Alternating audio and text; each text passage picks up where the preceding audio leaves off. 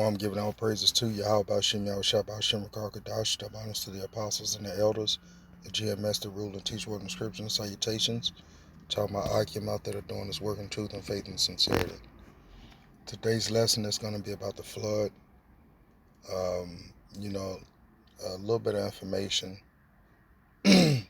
basically dealing with the anger of the Lord, and that has passed with what the Lord has done with the earth. And so this time, the world is going to be met with fire, via certain cataclysms in the world, via the nuclear missiles, ICBM missiles, and via the chariots of the Lord, who are the angels that will take part in the destruction of Babylon, aka America. And so without further ado, we're going to get right down to it. Is that of the flood myth. And if it's not familiar to you right now, we're going to do a brief synopsis here. And basically what happens is that mankind has become wicked in the eyes of God. And so God chooses a special person to build a boat, which is either known as a large ship or an ark, which I'll just represent here with this drawing and label it ark. And in this ark, the man who is chosen is saved from the flood waters, which rise and destroy the civilization of the wicked men, and leave the chosen man and his family and all the animals that he's saved in order to repopulate the earth once the flood waters go down. And perhaps perhaps the best known example of a flood myth is the story of Noah.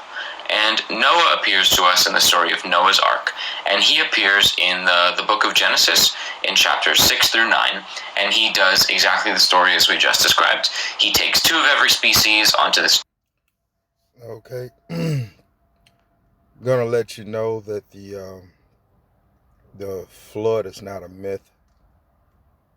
It's an actual event that happened and was recorded.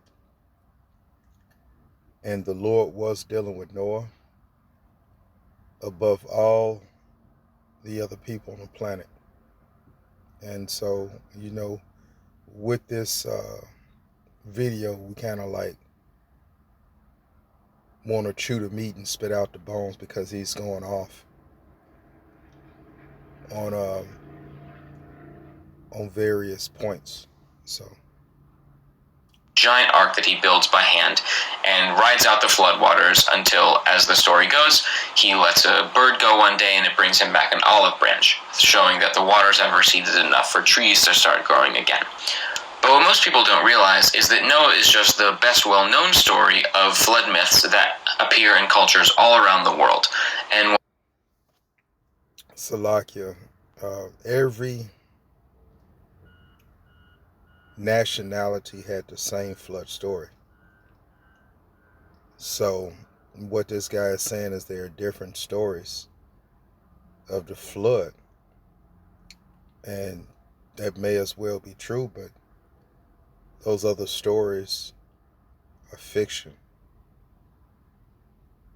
Okay, this particular story, this particular scriptures in the Bible that note and pinpoint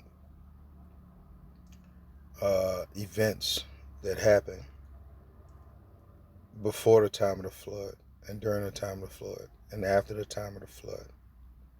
Okay, so we give all praises to Yahweh Shem Yahweh Shah for that. One of the most well-known of these secondary flood myths is the Epic of Gilgamesh. And Gilgamesh was a Sumerian king who lived in or around the year 2700 BCE. And while Gilgamesh didn't ride out the flood himself, as told in the story The Epic of Gilgamesh, he goes to meet a man named Utnapishtim, who was the actual person who rode out the flood and repopulated the earth once the flood waters receded. And this story was actually written down sometime between the years 2000 and 1500 BCE, right around the time two other similar myths were being recorded. And one of those was the story of Atrahasis. And Atrahasis comes from the Babylonian culture, and this was recorded sometime in the 18th century BCE, right around the time that another similar story was popping up, and that would be the story of Zusudra. And while not exactly the same, it's sort of similar about another giant flood, and this one was recorded in the 17th century BCE. And while all of these stories are not exactly the same, there are important differences between them, they're similar enough to make you think. If this kind of story appeared in different cultures throughout the world across this time of 1,000 years or so, could there be any truth to the fact that there was a large flood? And maybe it didn't destroy mankind, but one that was large enough to cause people to tell the story of a large flood for thousands and thousands of years until it was written down? It's a tantalizing possibility, and it's one that some archaeologists and hydrologists and scientists have actually taken seriously. And there's actually been a recent theory that we're going to talk about right now, which says that the story of the flood could actually have been involved with the filling of the Black Sea a couple of thousand years ago, and we're going to go over that theory right now. So before we jump into the flood myth, let's just get a feel for our geography of where we're going to be focusing. And the relevant part here is this body of water, the Sea of Marmara, in between the Aegean Sea on the left and the Black Sea on the right, and the two straits that go in and out of it. So the one on the west, which I'll circle here in red, is known as the Dardanelles, and I'll just label it Dardanelles. And the eastern one, where the city of Istanbul sits, that's known as the Bosphorus, and I'll label that in green. So we have the Dardanelles, which is the strait between the Aegean Sea and the Sea of Marmara, and the Bosphorus, which is the strait between the Sea of Marmara and the Black Sea. And just so we get our bearings, this here, which I'll label in yellow, is the Mediterranean Sea, and I'll just label it as ocean. And even though it's not technically the ocean, it is salt water, which is important. And the Black Sea, which I'll just underline the name here. Genesis chapter 7, verse 1. And the Lord said unto Noah, Come thou and all thy house into the ark, for thee have I seen righteous before me in this generation. Of every clean beast thou shalt take to thee by sevens, male and female, and of the beasts that are not clean by two, the male and his female, of the fowls also of the air by seven, the male and the female, to keep seed alive upon the face of all the earth. For yet 7 days, and I will cause it to rain upon the earth 40 days and 40 nights. And every living substance that I have made will I destroy from off the face of the earth. So the Lord destroyed the world because the world was seemingly wicked. Okay? Just like, this narrator or whatever he is going off and, telling his audience that it's a myth. So I'll go ahead and let this play. Here in black is a sea, so it is saltwater, and this is a huge inland sea that borders the countries you can see labeled here: Turkey, Georgia, Russia, Ukraine, Romania, and Bulgaria. So as the story goes, thousands and thousands of years ago, the Earth was in a much more severe ice age, and lots of ocean water was locked up in massive, massive glaciers, which spread down across Europe. And on the bottom right hand here, we can see this map of Europe, and I'll outline in pink where the glaciers were, or the southernmost extent of the glaciers.